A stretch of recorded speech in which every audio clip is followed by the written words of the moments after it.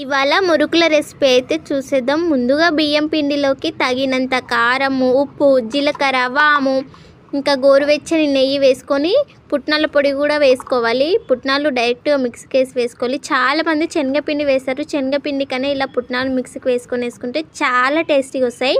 ఇవన్నీ లైట్గా కలుపుకొని పక్కకు పెట్టుకొని ఇంకా తర్వాత ఒక 10 నిమిషాల తర్వాత గోరువెచ్చని నీళ్ళతో కలిపి ఒక హాఫ్ అన్ అవర్ అలా ముద్దగా వేసి పక్కన పెట్టుకొని చేసుకుంటే చాలా టేస్టీగా వస్తాయి.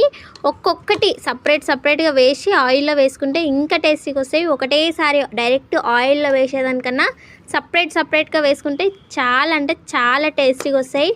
ఎంత క్రంచీగా ఉంటాయో అంత క్రంచీగా వస్తాయి. టేస్ట్ కూడా చాలా బాగుంటాయి. నేను అందాజగా వేసాను అంతే, కొలతల ప్రకారం ఏది వేయలేదు. నా చేతికి ఎంత వస్తే అంత వేసి అయితే చేశాను. చాలా అంటే చాలా క్రిస్పీగా వచ్చాయి మురుకులు. Like and